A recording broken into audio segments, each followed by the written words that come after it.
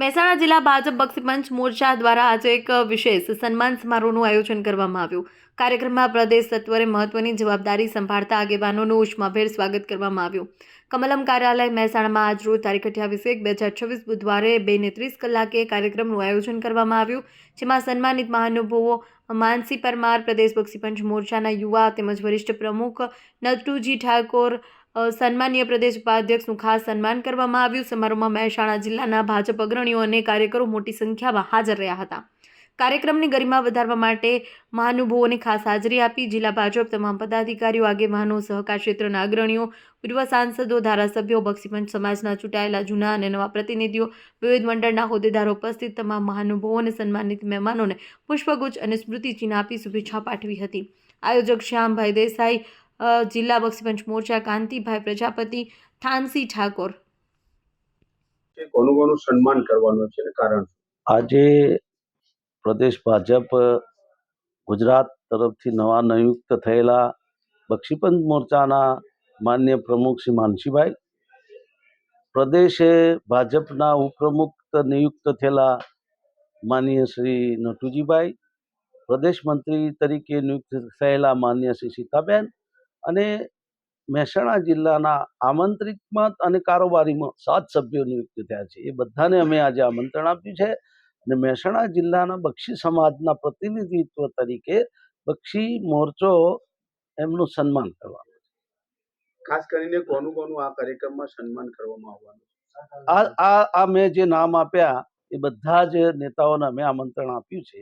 જે હાજર હશે બધાનું સન્માન કરવાનું છે. નવી નિમણૂકો થતી હોય છે ત્યારે કાર્યકરોનો આનંદ અનેરો હોય છે અને આ કાર્યકરોનો અને લોકોનો આનંદ વ્યક્ત કરવા માટે જે નેતા હોય એમનું સન્માન અને એમનું અભિનંદન, એમને આવકારવાનો પ્રોગ્રામ અમે કરીએ છીએ. સાહેબ, આજના બક્ષીપંચના કાર્યક્રમની અંદર આપનું પણ સન્માન કરવામાં આવ્યું, શું કહેશો? ભારતીય જનતા પાર્ટી મહેસાણા દ્વારા અને એમાંય બક્ષીપંચ મોરચા દ્વારા આજે પ્રદેશના અમારા બક્ષીપંચ મોરચાના પ્રમુખ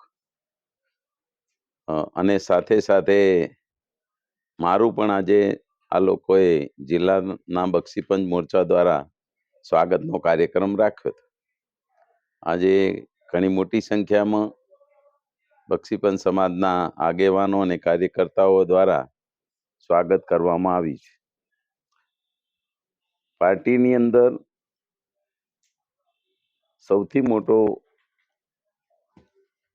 જો મોરચો હોય તો એમાં યુવા મોરચા, મહિલા મોરચો અને ત્રીજા નંબરે ગણીએ તો બક્ષી મોરચો છે. લગભગ 148 જ્ઞાતિઓ બક્ષીપંચ મોરચામાં આવે છે.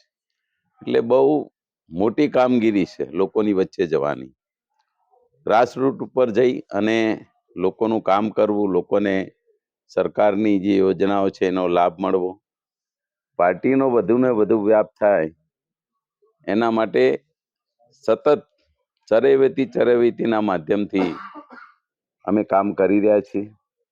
આવનારા સમયમાં ગુજરાતની અંદર જે તાલુકા પંચાયત, જિલ્લા પંચાયતની ચૂંટણીઓ આવી રહી છે એના અનુસંધાને સતત પ્રવાસ કરીને પાર્ટીને વધુને વધુ ફાયદો થાય અને ટોટલી જિલ્લા પંચાયતો ભારતીય જનતા પાર્ટી અને તાલુકા પંચાયતો, નગરપાલિકા અને મહાનગરપાલિકામાં ભારતીય જનતા પાર્ટીનું શાસન આવે એના માટે અમારે વધુમાં વધુ કામ કરવું પડશે.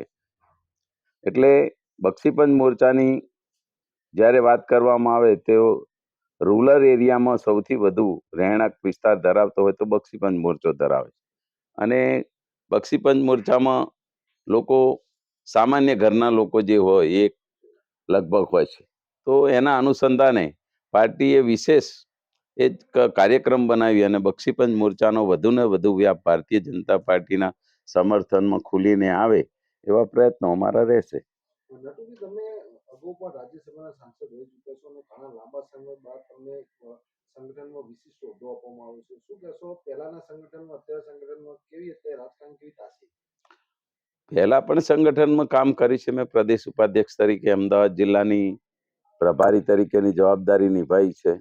જુદા જુદા વિસ્તારોમાં પણ રાજ્યના જુદા જુદા વિસ્તારોમાં જવાબદારીઓ મળી છે. રાષ્ટ્રીય લેવલે પણ કામ કરવાની યાને બીજા રાજ્યોમાં જઈને પણ કામ કરવાની તક મળી છે.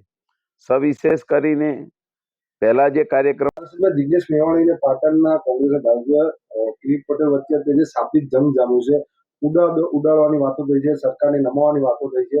તો આ બંને એક જ પક્ષના બે ધારાસભ્યો વચ્ચેના વિવાદને ભાજપ કેવી રીતે જોઈ રહ્યું છે? જિજ્ઞેશ મેવાણી અને કિરીટભાઈ પટેલ આ બંને કોંગ્રેસના ધારાસભ્યો છે. રનિંગ ચાલુ છે અત્યારે.